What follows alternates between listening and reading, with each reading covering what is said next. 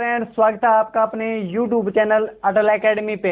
मैं इंदर मोहन आज आपको संविधान के अंदर जो नागरिक के मौलिक अधिकार होते हैं उनके बारे में बताऊंगा। दोस्तों, बताऊंगा ही नहीं बल्कि आपको साथ साथ याद भी करवाऊंगा जो आप जिंदगी भर नहीं भूलेंगे। दोस्तों, तो क्या है मौलिक अधिकार, क्या है, कितने हैं और कौन सा हटा दिया गया है, कौन सा जोड़ दिया गया है, इन सब के बारे में दोस्तों मैं बताऊंगा।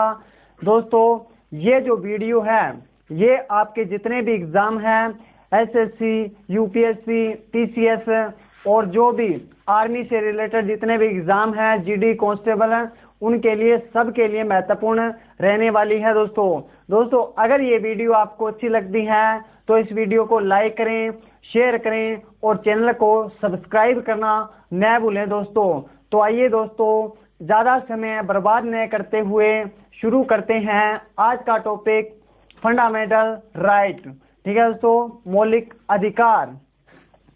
तो मौलिक अधिकार, सबसे पहले हम क्या करेंगे कि मौलिक अधिकार है वो किस भाग के अंतर्गत आते हैं।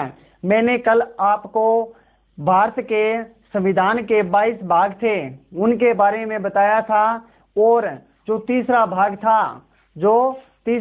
था उसके अंदर बताया था कि ये किसके अंतर्गत आते हैं। तो ये आते हैं 3 नंबर के जो भाग हैं वो मौलिक अधिकार के हैं, इस बात को ध्यान रखना है। तो भाग 3 के अंदर क्या आते हैं, हमारे फंडामेंटल राइट्स, मौलिक अधिकार। अब क्या है दोस्तों, अब बात आती है कि ये किस अनुच्छेद से लेकर किस अनुच्छेद तक आते हैं। तो ये भी मैंने आपको बताया था। तो अनुच्छेद 12 से 35 तक, 12 से लेकर 35 तक मौलिक अधिकारों का विवरण दिया गया है। ठीक है दोस्तों, 12 से लेकर 35 तक, इस बात को आप ध्यान में रखना है। अब बात आती है कि जो मौलिक अधिकार हैं वो किस देश के संविधान से लिए गए हैं। तो दोस्तों वो लिए गए हैं अमेरिका के संविधान से।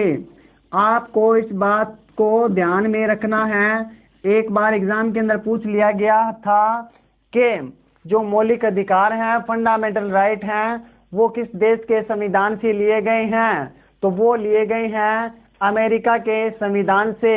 ठीक है दोस्तों, अब बात आती है दोस्तों कि जो मौलिक अधिकार हैं भारतीय संविधान के अंदर, जब मूल संविधान बना था तो कितने थे, मौलिक अधिकारों की संख्या कितनी थी। तो दोस्तों इस बात को आप याद रखना है कि मूल संविधान के अंदर, जब संविधान बनकर तैयार हुआ था, मूल संविधान के अंदर हमारे 7 फंडामेंटल राइट थे, मौलिक अधिकार थे। लेकिन अब कितने हैं, तो अब जो हमारे मौलिक अधिकार हैं वो 6 हैं।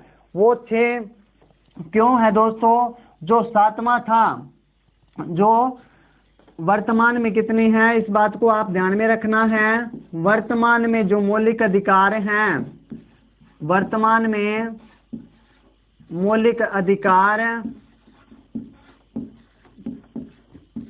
6 हैं। जो 7वां था दोस्तों वो था संपत्ति का अधिकार। तो यहाँ पे लिखना है जो संपत्ति का अधिकार था, संपत्ति का अधिकार को कानूनी अधिकार दे दिया गया। कब, जब 44वां संविधान संशोधन हुआ था 1978 के अंदर। यहाँ पे बिल्कुल आपको याद रखना है, 4 कितने होते हैं, 8 है। यहाँ पे कितना आ रहा है, 8। इस बात से आप इसको याद कर सकते हैं दोस्तों। तो 44वां संविधान संशोधन 1978 के अंदर हुआ था, उसके अंदर जो संपत्ति का अधिकार था उसको कानूनी अधिकार दे दिया गया और इसको 300A अनुच्छेद के अंदर रखा गया था। और इसका आर्टिकल कौन सा था, तो इसका आर्टिकल था दोस्तों 31 आर्टिकल। वो क्या कर दिया गया, रिमूव कर दिया गया, हटा दिया गया और कहाँ पे जोड़ दिया गया, 300A के अंदर जोड़ दिया गया। ठीक है दोस्तों, कानूनी अधिकार दे दिया गया और 300 ए में जोड़ दिया गया। इन बातों को आप अच्छी तरह से ध्यान में रखना है, क्योंकि दोस्तों इनसे संबंधित भी क्वेश्चन बन जाते हैं। इसलिए मैं आपको ये पढ़ाने में जोर दे रहा हूँ। इस बात पर क्यों जोर दे रहा हूँ, क्योंकि इससे भी संबंधित एग्जाम के अंदर क्वेश्चन पूछ लेते हैं। तो अब देखते हैं दोस्तों, जो हमारे संविधान के अंदर हमारे 6 मौलिक अधिकार हैं वो कौन कौन से हैं। तो सबसे पहले जो हमारा मौलिक अधिकार है वो कौन सा है दोस्तों, समता या समानता का अधिकार। समता या समानता का अधिकार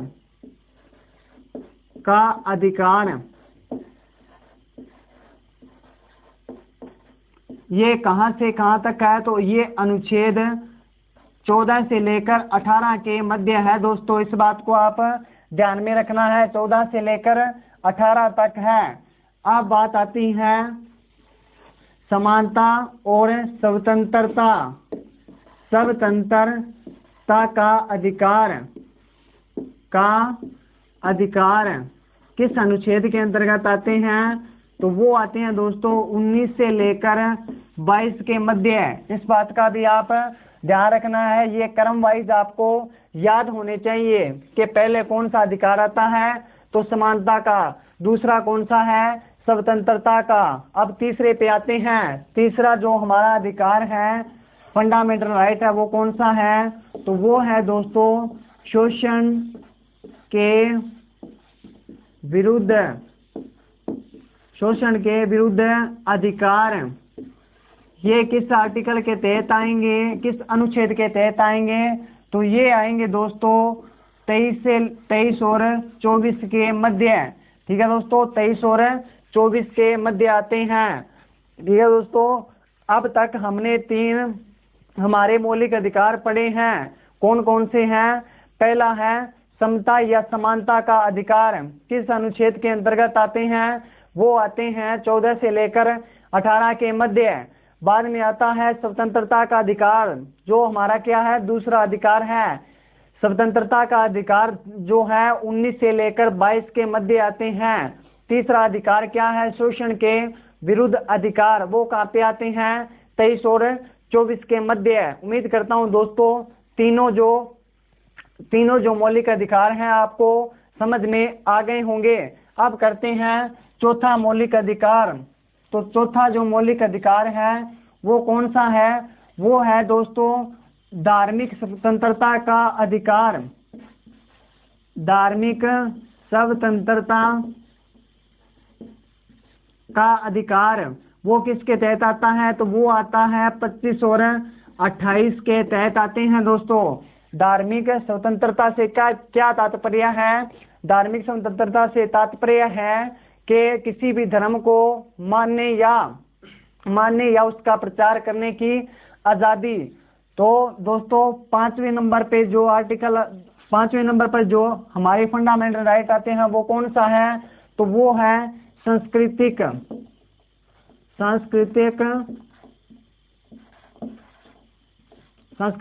एवं शिक्षा से संबंधित अधिकार।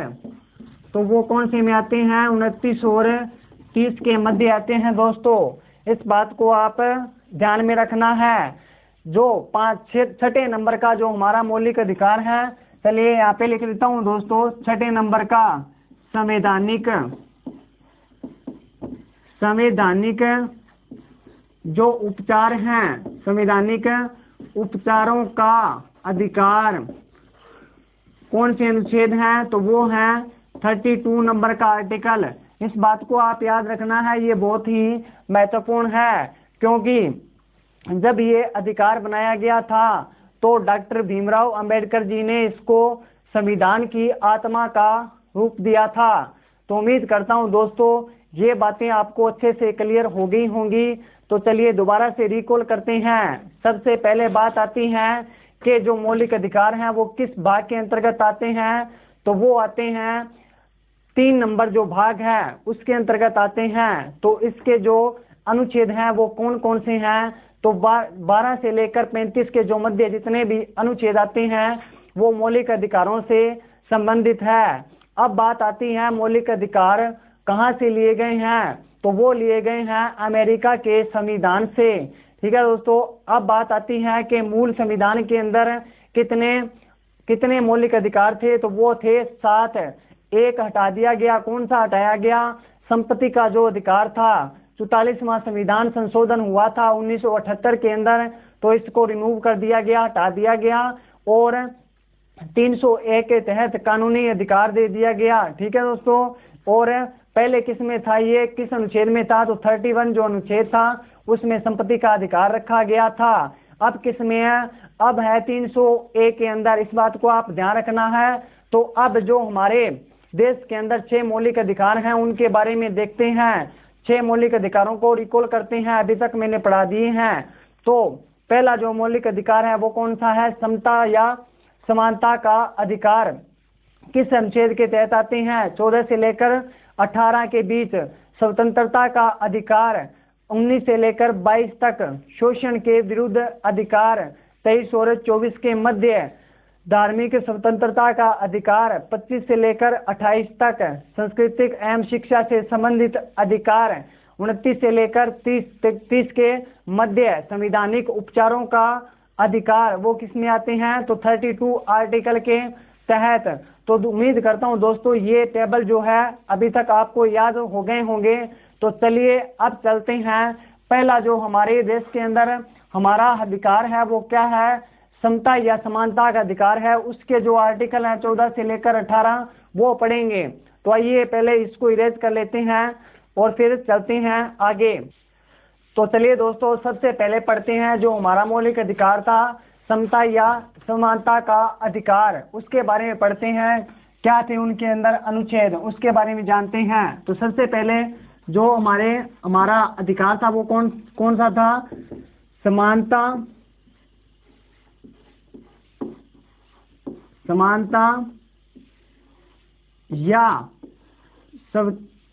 या समता का अधिकार।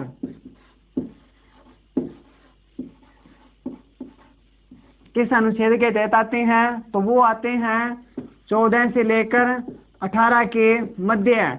जितने भी 14 से लेकर 18 तक अनुच्छेद आते हैं उनके बारे में हम पढ़ेंगे। इसको ऐसे भी लिखते हैं दोस्तों, समता या समानता का अधिकार। ठीक है दोस्तों, तो पहला जो अनुच्छेद आता है वो कौन सा है, 14 नंबर का अनुच्छेद। तो अनुच्छेद जो आता है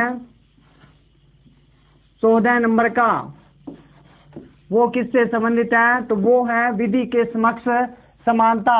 विधि के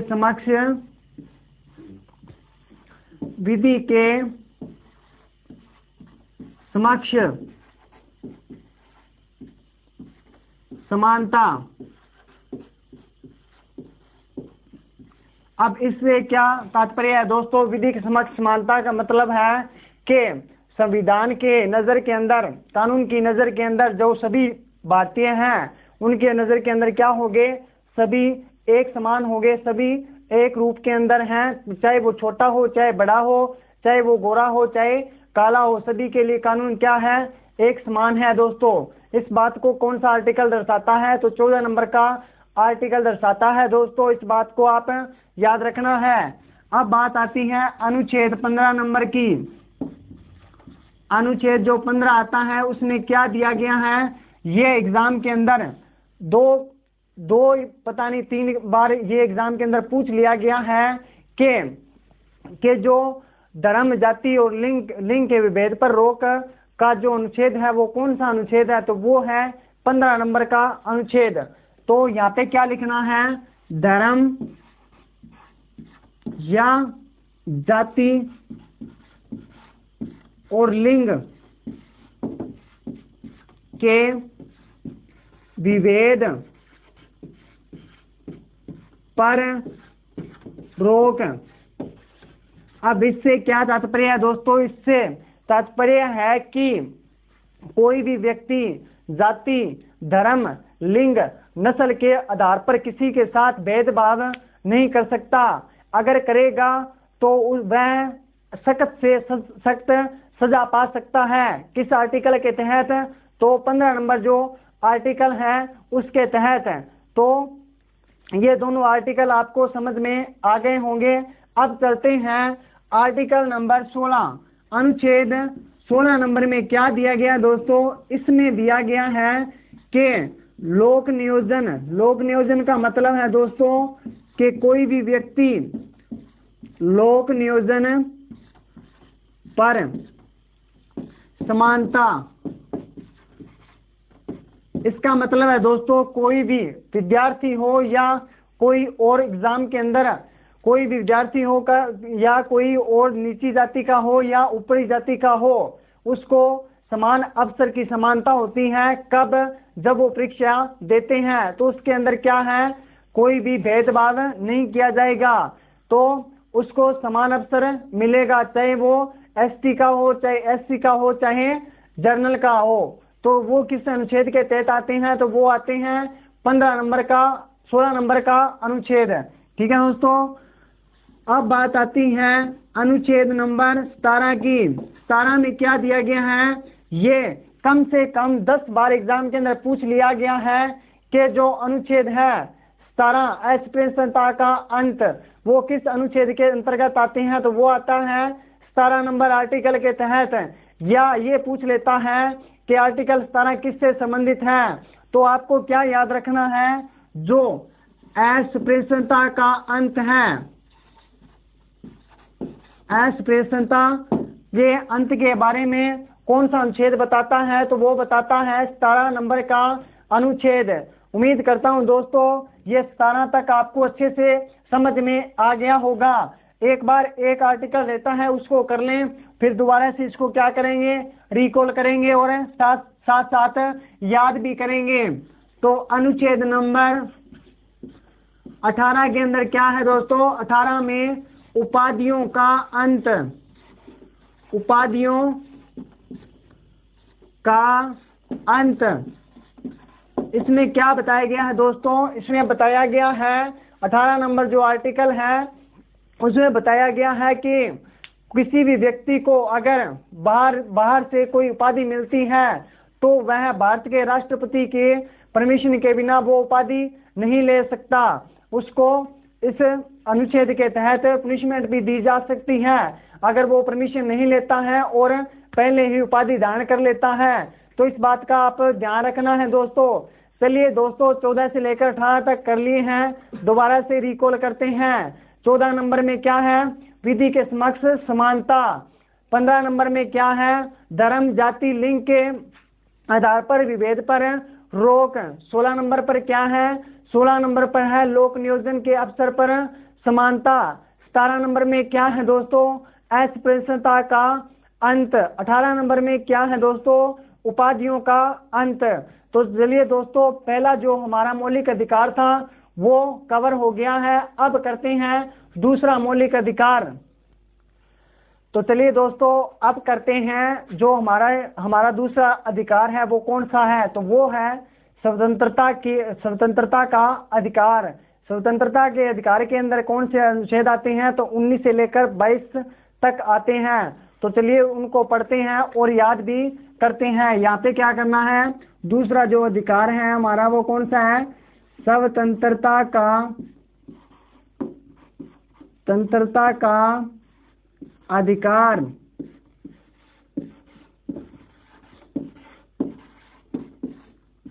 ये किस अनुच्छेद के अंतर्गत आते हैं? तो ये आते हैं 19 से लेकर 22 तक। तो सबसे पहले हम पढ़ेंगे 19 के अंदर जो प्रावधान है दोस्तों उनके बारे में पढ़ेंगे कि 19 के अंदर कौन कौन से प्रावधान है। तो सबसे पहले 19, ठीक है दोस्तों, 19 के अंदर क्या आता है? अभिव्यक्ति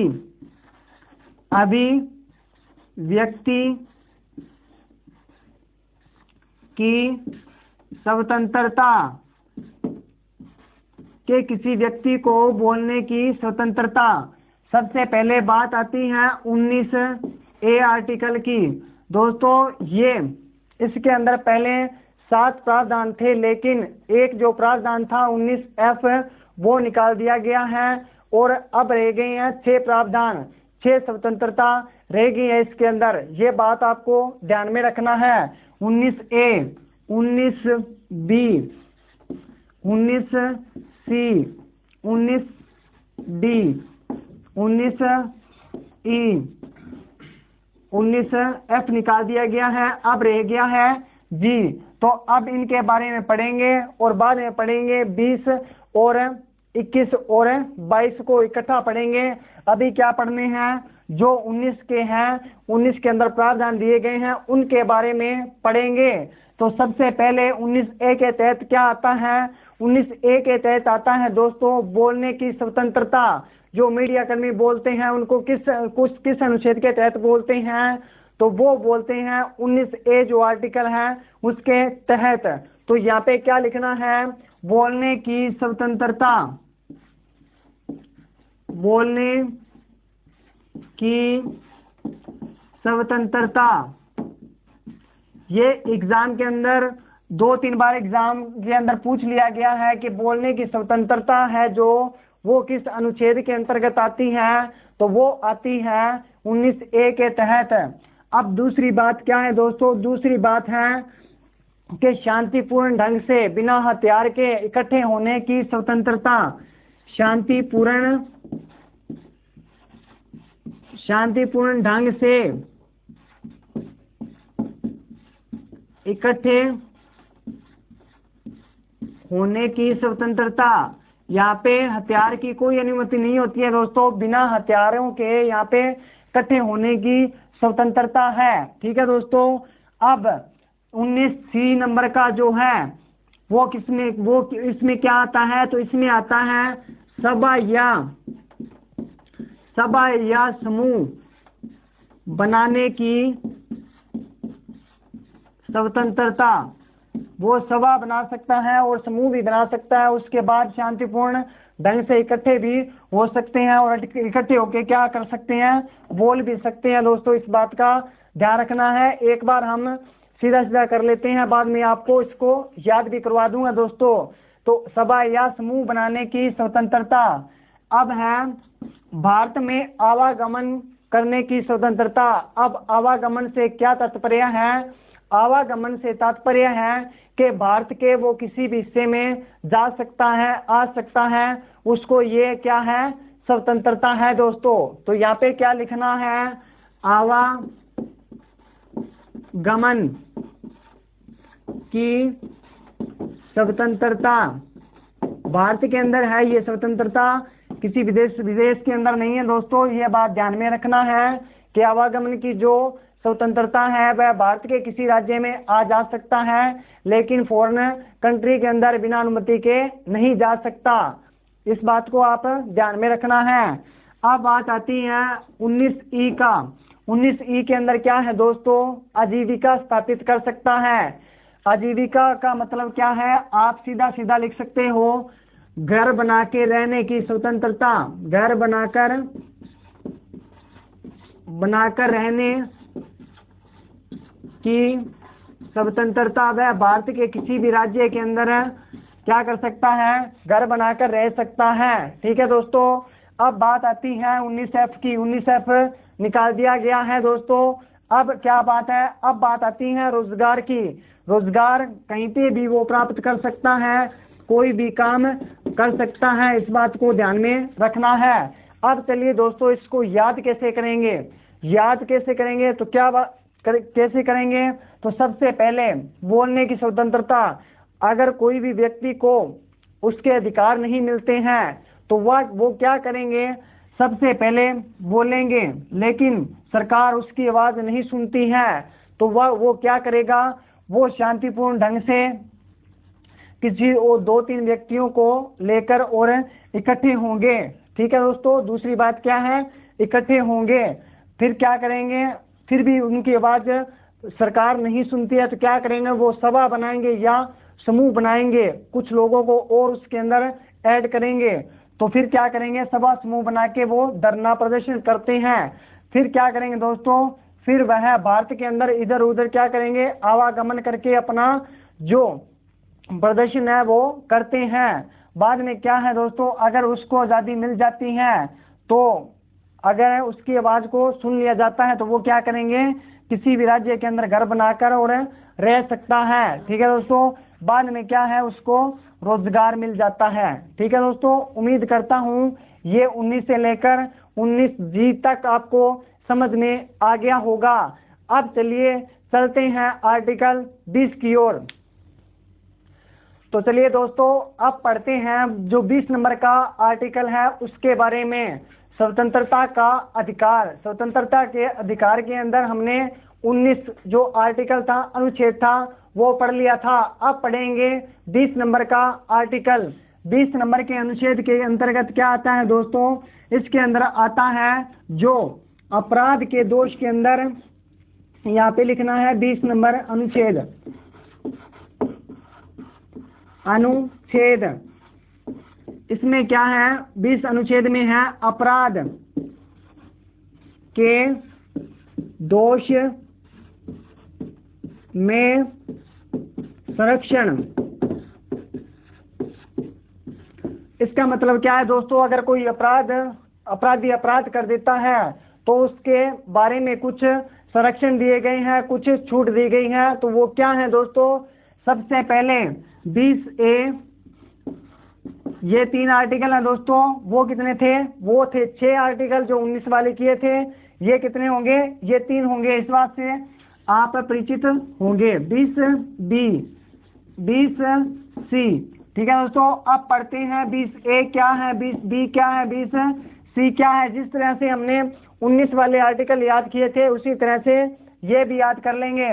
तो सबसे पहले किसी ने अपराध किया है, तो अपराध किया है तो दोस्तों उस अपराधी को एक बार ही सजा दी जाएगी। ज्यादा बार ऐसे नहीं होता है कि पुलिस उसी को पकड़ कर लेकर आ रही है, तो उस व्यक्ति को एक बार ही दंडित किया जाएगा। तो यहाँ पे क्या लिखना है 20 के अंदर, अपराधी को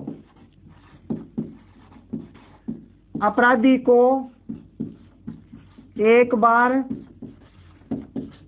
ही सजा मिलेगी। ठीक है दोस्तों।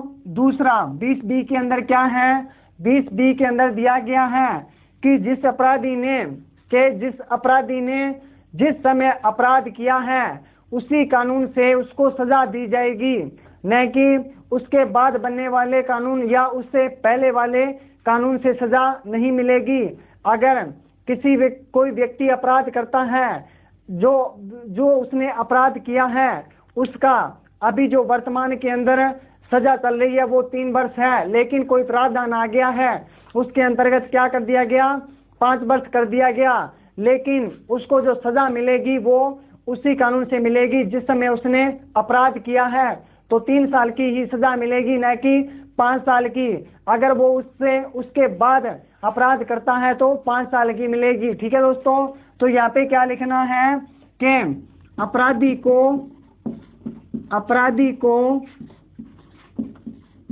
उसी कानून से सजा मिलेगी। ठीक है दोस्तों। जिस समय उसने अपराध किया है, चाहे वो कम हो जाए, जिस समय उसने अपराध किया है उस सजा का जो दंड है, जो उसकी सीमा है वो कम कर दे या ज्यादा कर दे, लेकिन उसको सजा क्या मिलेगी, उसको उतनी ही सजा मिलेगी जिस समय उसने अपराध किया था। ठीक है दोस्तों। तो इस बात को आप याद रखना है। 20C के अंदर क्या है, इसके अंदर दिया गया है कि कोई भी व्यक्ति अपने खुद समय के विरुद्ध गवाही देने के लिए उसको न्यायालय के अंदर बाध्य नहीं कर सकते। तो यहाँ पे क्या लिखना है, खुद को अपने खिलाफ न्यायालय में गवाही देने के लिए बाध्य नहीं कर सकते, किसी को मजबूर नहीं कर सकते दोस्तों वो गवाही दे या न दे। तो ये किसके अंदर आता है? तो 19-20 सी के अंतर्गत। तो दोस्तों उम्मीद करता हूँ 20 नंबर का जो आर्टिकल है आपको समझ में आ गया होगा। 20 नंबर के अंतर्गत आता क्या है? अपराध के दोष में संरक्षण। 20A में क्या आता है? 20A में आता है कि जो भी व्यक्ति अपराध करता है उसको एक बार ही सजा दी जाएगी। 20B के अंतर्गत क्या आता है? 20B के अंतर्गत आता है कि जिस समय उसने अपराध किया है उसको उसी कानून से सजा मिलेगी। 20C के अंतर्गत क्या आता है दोस्तों? 20C के अंतर्गत आता है कि किसी भी व्यक्ति को अपने समय के बारे में न्यायालय के अंदर गवाही देने के लिए मजबूर नहीं किया जा सकता, बाध्य नहीं किया जा सकता। तो चलिए दोस्तों आगे करते हैं आर्टिकल नंबर 21। तो चलिए दोस्तों अब पढ़ते हैं 21 नंबर का आर्टिकल, उसके अंतर्गत क्या आता है। अभी तक हमने 19 और 20 अनुच्छेद पढ़ लिए हैं। किसके अंतर्गत है? स्वतंत्रता के अधिकार के अंतर्गत। अब दो रहे हैं 21 नंबर और 22 नंबर। सबसे पहले क्या आता है 21 नंबर का? 21 नंबर के अंदर क्या दिया गया दोस्तों? इसके अंदर दिया गया है दैहिक प्राण एवं दैहिक स्वतंत्रता। इससे क्या मतलब है दोस्तों? इससे मतलब है कि कोई भी व्यक्ति शुद्ध भोजन खा सकता है, शुद्ध पानी पी सकता है, उसका क्या है ये अधिकार है। इसका कोई भी हनन नहीं कर सकता, अगर करता है तो वो अपराधी होगा और उसके लिए उसको दंडित भी किया जा सकता है। दोस्तों हर व्यक्ति होता है जो भारत के अंदर कोई भी व्यक्ति है उसका ये अधिकार है, वो स्वच्छ भोजन खा सकता है, स्वच्छ हवा ले सकता है, स्वच्छ पानी पी सकता है। उसका अधिकार किसके अनुच्छेद के तहत आता है? तो वो आता है 21 के तहत। इस बात को आप याद रखना है। अब एक और प्रावधान जोड़ दिया गया था इसके अंदर। ये कब जोड़ा गया था? ये जोड़ा गया था दोस्तों जो 86वां संविधान संशोधन हुआ था भारत के अंदर। 86वां संविधान संशोधन 2002 हुआ था। उसमें ये बताया गया है कि भारत के अंदर जितने भी 6 से लेकर 14 वर्ष के बच्चे हैं उनको निःशुल्क शिक्षा दी जाएगी। ठीक है दोस्तों, इसमें क्या दिया गया है? ये 2-3 बार एग्जाम के अंदर पूछ लिया गया है तो आपको बिल्कुल याद रखना है। तो इसमें लिखना है 6 से लेकर 14 वर्ष तक के बच्चों को निःशुल्क शिक्षा, निःशुल्क क्या होगी? शिक्षा दी जाएगी। कौन देगा? सरकार देगी, 1 रुपया भी उनसे नहीं लेगी। कब तक? 6 से लेकर 14 वर्ष के बच्चों को। ठीक है दोस्तों, उम्मीद करता हूँ 21 नंबर का आर्टिकल आपको समझ में आ गया होगा। तो चलिए दोस्तों अब करते हैं जो आर्टिकल हमारा रहता है, आखिरी आर्टिकल कौन सा है? 22 नंबर का आर्टिकल। 22 नंबर के आर्टिकल में क्या आता है दोस्तों? 22 नंबर का जो आर्टिकल है उसके अंतर्गत आते हैं कि जो भी व्यक्ति गिरफ्तार किए गए हैं, गिरफ्तारी के दोष में संरक्षण। इसमें 3 प्रावधान जोड़े गए हैं दोस्तों। कौन से जोड़े गए हैं? 22A, 22B और 22C। तो इसमें क्या दिया गया है दोस्तों? इसमें दिया गया है कि अगर किसी व्यक्ति को पुलिस गिरफ्तार करती है तो वो व्यक्ति क्या कर सकता है? पुलिस से कारण पूछता है। पहले कारण पूछेगा कि आप किस दोष के संबंध में मुझे गिरफ्तार कर रहे हो। तो वो किसके तहत आते हैं? तो वो आते हैं 22A अनुच्छेद के तहत। यहाँ पे लिखना है कारण पूछने की स्वतंत्रता। ठीक है दोस्तों, कारण पूछने की स्वतंत्रता। अगर उस व्यक्ति को गिरफ्तार कर लिया गया है, गिरफ्तार कर लिया गया है, तो अब क्या होगा? अब 22B के तहत 24 घंटे के अंदर अंदर उस व्यक्ति को मजिस्ट्रेट के सामने पेश करना होगा। ठीक है दोस्तों, डिस्ट्रिक्ट कोर्ट में क्या करना होगा? पेश करना होगा। तो 22B क्या दर्शाता है कि 24 घंटे के अंदर अंदर 24 घंटे में अपराधी को मजिस्ट्रेट के सामने पेश करना। यह किसके अंतर्गत आता है? तो अनुच्छेद 22B के तहत आता है। ठीक है दोस्तों, उम्मीद करता हूं ये दोनों आर्टिकल आपको समझ में आ गए होंगे। तो जो 22 नंबर का आर्टिकल है वो है क्या? तो जो गिरफ्तार व्यक्ति किया जाता है तो वो क्या कर सकता है? 22A के तहत कारण पूछता है, 22B के तहत वो उसको 24 घंटे के अंदर अंदर मजिस्ट्रेट के सामने पेश करना होगा। 22C क्या दर्शाता है दोस्तों? 22C दर्शाता है कि वो व्यक्ति जो गिरफ्तार किया गया है वो अपने हिसाब से, अपनी मनपसंद से कानूनी सलाह ले सकता है। अपनी मनपसंद सलाह ले सकता है। किससे? कानून से। तो यहाँ पे लिख देता हूँ दोस्तों, यहाँ पे स्पेस नहीं है नीचे, तो यहाँ पे क्या आएगा? 22C। इसमें बताया गया है कि अपराधी जो है, अपराधी अपनी मनपसंद कानूनी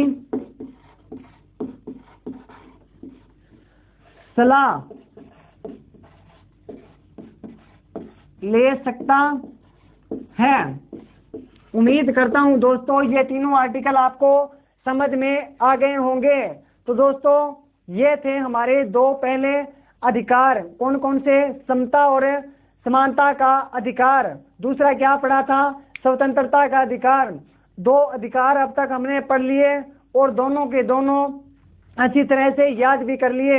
उम्मीद करता हूं दोस्तों ये भाग आपको अच्छा लगा होगा और अगले जो मौलिक अधिकार हैं वो दूसरे पार्ट के अंदर आएंगे। तो उम्मीद करता हूं ये वीडियो आपको अच्छी लगी होगी। अगर ये वीडियो आपको अच्छी लगी हो तो इस वीडियो को लाइक करें, शेयर करें और चैनल को सब्सक्राइब करना न भूलें दोस्तों। Thank you for watching.